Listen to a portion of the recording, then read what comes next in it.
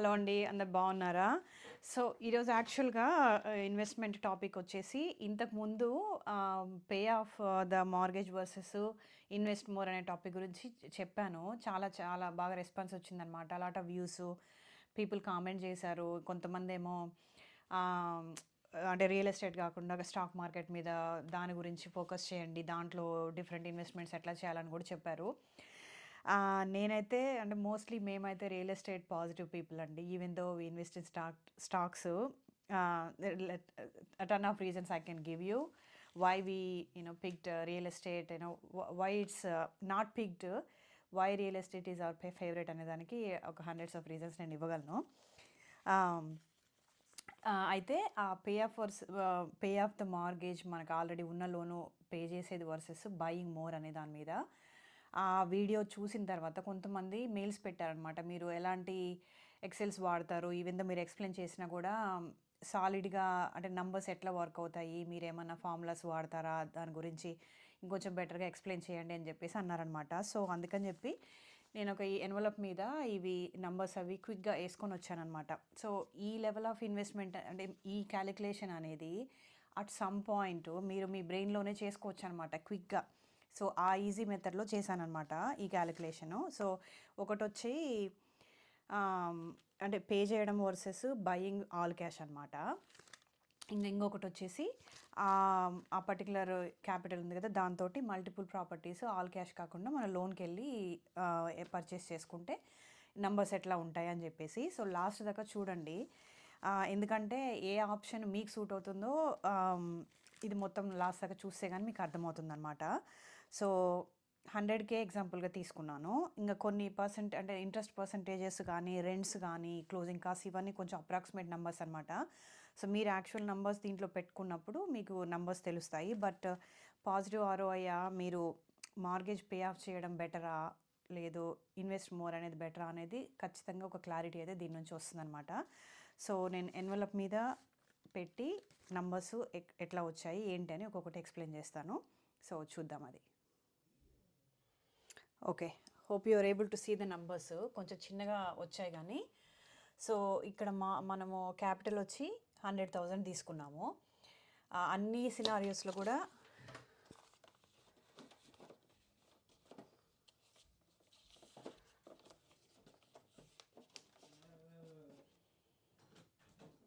Video చేస్తున్నాయి.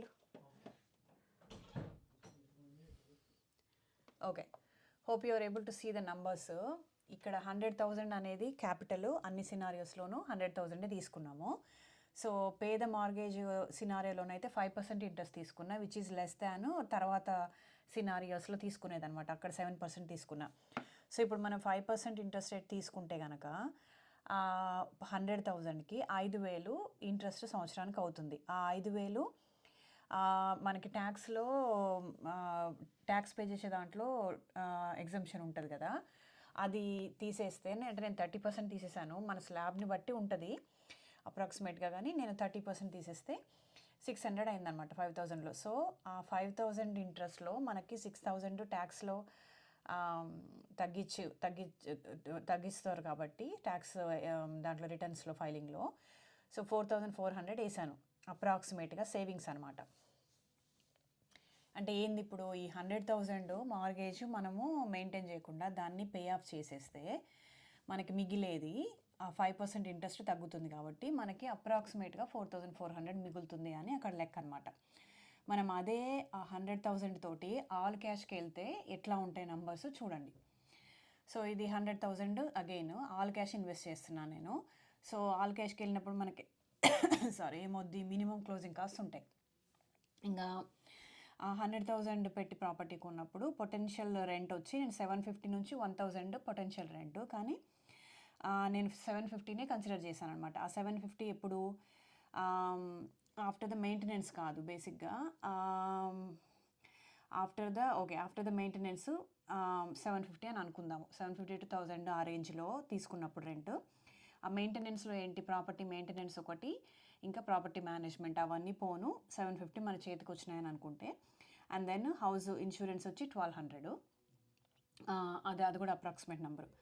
So ఆ 750 మంత్కి వేసుకుంటే మనం 12 మంత్స్కి పోతే 12 మంత్స్కి మల్టిప్లై చేస్తే 9000 అయింది కదా. ఆ 9000లో 1200 తీసేసా, అది హోమ్ ఇన్సూరెన్స్ తీసేస్తే 7800 అయింది. ఇంకా ఒక 450 అప్రాక్సిమేట్గా ప్రాపర్టీ ట్యాక్సెస్ వేసాను అనమాట. వేస్తే ఆ 450 తీసేస్తే 7350 మనకి సేవింగ్స్ వస్తున్నాయి అనమాట. అది ఇప్పుడు మనం property pay of mortgage pay of చేస్తే 4400 అప్రాక్సిమేట్గా వచ్చాయి కదా మిగిలింది. అదే మనం 100,000 ఆల్ క్యాష్ ఇన్వెస్ట్ చేస్తే ఈ ప్రాపర్టీ మన దగ్గర ఆల్రెడీ ఉంటుంది, ఏదైతే మనము మార్గేజ్ పే చేస్తున్నామో. అండ్ దెన్ అనదర్ ప్రాపర్టీ కొన్నప్పుడు మనకి 2 ప్రాపర్టీస్ అవుతాయి.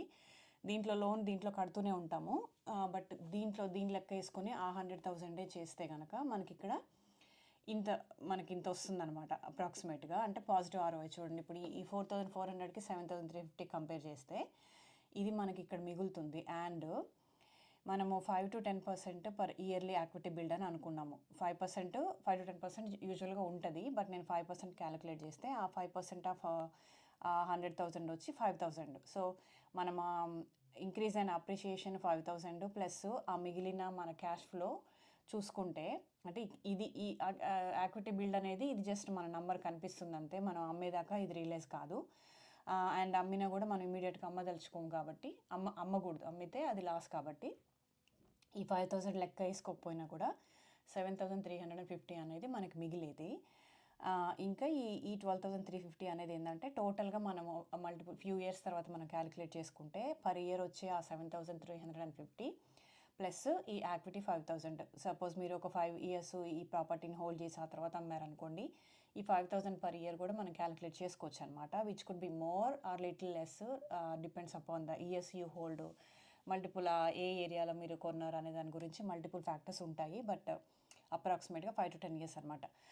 సో 5 to 10% అనమాట. సో ఇక్కడ మనము మార్గేజ్ పే చేసామా లేదా ఈ ఆల్ క్యాష్ తోటి అదే 100,000ని ఇన్వెస్ట్ చేసామా అనే దాని మీద మనకి లెక్క అనమాట. సో ఈ లెక్క ప్రకారం చూస్తే కనుక you can own 2 properties and there is a more cash flow compare to paying off the mortgage అనమాట. మీకు 4,500 మిగులుతుంది అప్రాక్సిమేట్గా ఇక్కడ.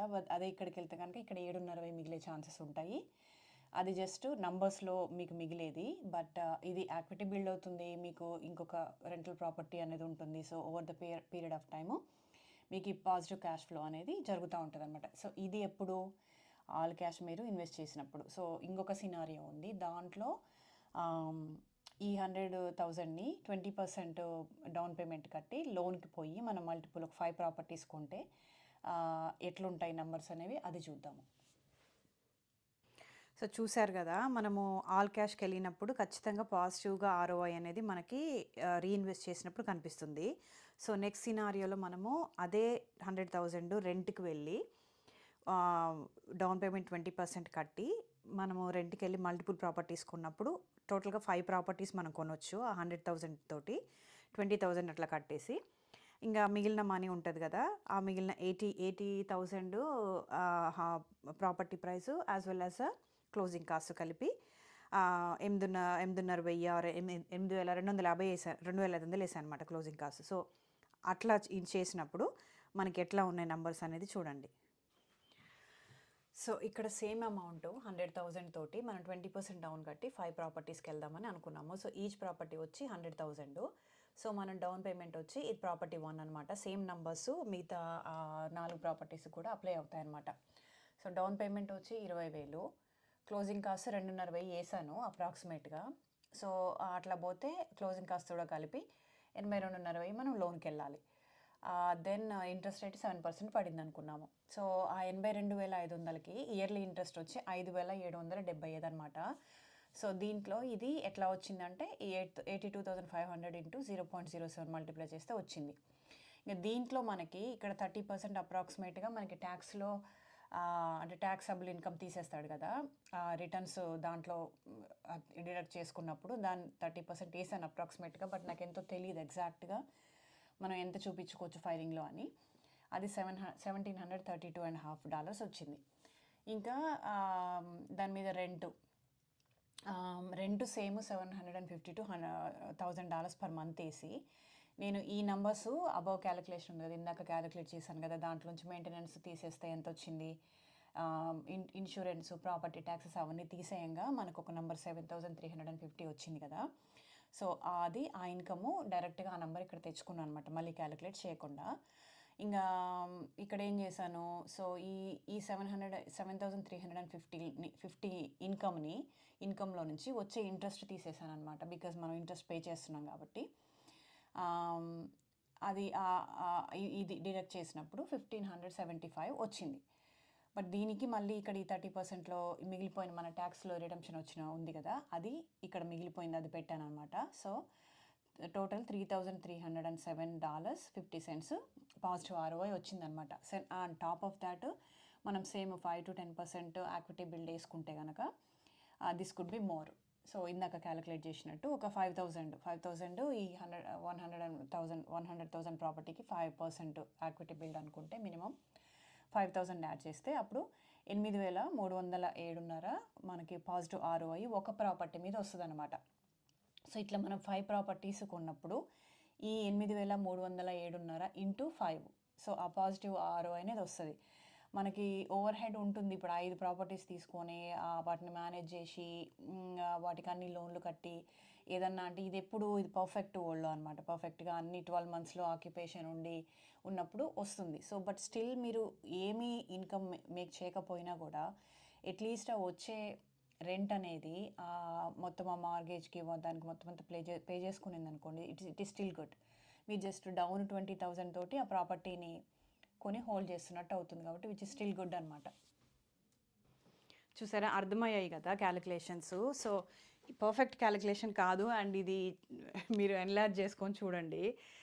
మార్కర్ బోర్డు తెప్పిద్దామని అనుకుంటున్నా, ఈ కెమెరా కొనాలి, ల్యాప్టాప్ కొనాలి, చాలా చాలా ఇన్వెస్ట్మెంట్ ఉంది యూట్యూబ్ మీద, 1 by 1 చేస్తాను. బట్ మీకు పాయింట్ అర్థమైందని అనుకుంటా. ఖచ్చితంగా ఎట్లా చూసినా కూడా paying the mortgage versus buying more అనే కాన్సెప్ట్ వచ్చినప్పుడు బయింగ్ మోర్ అనేదే మనకి యూజ్ అయ్యేదన్నమాట. మనకి క్యాపిటల్ గెయిన్ పెంచుకోవడానికి, లాంగ్ టర్మ్లో మనం తొందరగా రిటైర్మెంట్ అవ్వడానికి హెల్ప్ అవుతుంది. కాబట్టి ఖచ్చితంగా బై మోరు, సింపుల్ ఆన్సర్ వచ్చి బై మోరు. అండ్ దెన్ మీకు పాజిటివ్ ROI ఉంటుంది. ఇంకా చెప్పాను కదా, పర్ఫెక్ట్ వరల్డ్లో మొత్తం ఎప్పుడు ఆక్యుపెన్సీ ఉన్నప్పుడు, టెనెంట్స్ ఇంకా బిగ్ మెయింటెనెన్సెస్ రానప్పుడు మనకి ఈ నంబర్స్ వర్క్ అవుతాయి. బట్ మెయింటెనెన్స్ అంత వచ్చి మాకు క్రాపీ టెనెంట్స్ ఉన్నారు, గుడ్ టెనెంట్స్ ఉన్నారనమాట. ఆ క్రాపీ టెనెంట్స్ ఏంటంటే అసలు వాళ్ళు చాలా హెడేక్ ఇస్తారు. సో ఈ విషయంలో properties maintenance, real estate maintenance విషయంలోకి వచ్చేసరికి స్టాక్ మార్కెట్ ఇన్వెస్ట్మెంట్ బెటర్ అనిపించింది అనమాట. Because you don't have to deal with all these things అనమాట. అండ్ జనరల్గా రియల్ ఎస్టేట్ ఇన్కమ్ వచ్చి ఏమంటారు, ప్యాసివ్ ఇన్కమ్ అంటారు కదా, ప్యాసివ్ ఇన్కమ్ కాదని అది యాక్టివ్ ఇన్కమ్. ఎందుకంటే somebody has to actively be on it always అనమాట, దాని గురించి మెయింటైన్ చేయడం. సో అది యాక్టివ్ మెయింటెనెన్స్ అనమాట. ఇట్స్ నాట్ పెట్టేసి మనం ఇన్కమ్ తీసుకునేది కాదు. Like long term stock investment, dividend stocks అయితే అది ప్యాసివ్ ఇన్కమ్ అవుతుంది, కానీ రియల్ ఎస్టేట్ అయితే ప్యాసివ్ ఇన్కమ్ కాదండి అది. సో మెయింటెనెన్స్ అనేది ఉంటుంది. ఇప్పుడు ఒక రూఫ్ రీప్లేస్మెంట్ వచ్చిందనుకోండి, ఏదైనా ప్రాబ్లం వచ్చి ఐదర్ ఓల్డ్ అయిపోయి ఉండొచ్చు, లేదా ఏదైనా వెదర్ బాగోలేకుండా రూఫ్ ఖరాబ్ అయ్యి మనం రీప్లేస్ చేయాలనుకోండి, దానికి అవుతాయి ఫ్యూ థౌజండ్స్ నుంచి 10,000 దాకా కూడా కావచ్చు అనమాట. సో ఇట్లాంటివి వచ్చినప్పుడు మనకి మెయింటెనెన్స్ అనేది పెరుగుతుంది, ఎక్కువ అవుతుంది. బట్ స్టిల్ దానికి అది పే చేసుకుంటూ మీరు ఏదో కొద్దిగా నామినల్గా అప్పుడప్పుడు మీ చేతి నుంచి పడినా కూడా ఇది ఉంటుంది కదా, ఈ ఈక్విటీ బిల్డ్ దాంట్లో చూస్తే రియల్ ఎస్టేట్ వర్క్స్ బెస్ట్ అనమాట. It works best and it has a less emotional ఇదనమాట కంపేర్ టు స్టాక్ మార్కెట్. మనం రోజు దాని ఫ్లక్చువేషన్స్ చూసుకుంటూ మన స్పాట్ చేసుకుంటూ, అయ్యో అమ్మేసిన తర్వాత పెరిగిపోయింది, అయ్యో ఇది కొందాం అనుకుని కొనలేదు, అది ఎక్కడో స్కై రాకెట్ అయిపోయింది అనే ఈ emotional disturbance day to day మనకి లేకుండా అనేది ఈ రియల్ ఎస్టేట్ అనేది ఖచ్చితంగా హెల్ప్ అవుతుంది అనమాట. సో హోప్ఫుల్గా ఈ అనాలిసిస్ హెల్ప్ అయింది అనుకుంటా. ఈసారి ఇంకొంచెం బెటర్గా చేద్దాము మార్కర్ బోర్డ్తోని. మీకు అర్థం కాకపోతే కనుక సో క్వశ్చన్స్ ఏమైనా ఉంటే అడగండి. అది మరి ఈరోజు వీడియో ఉంటాను, నెక్స్ట్ వీడియోలో కలుస్తాను.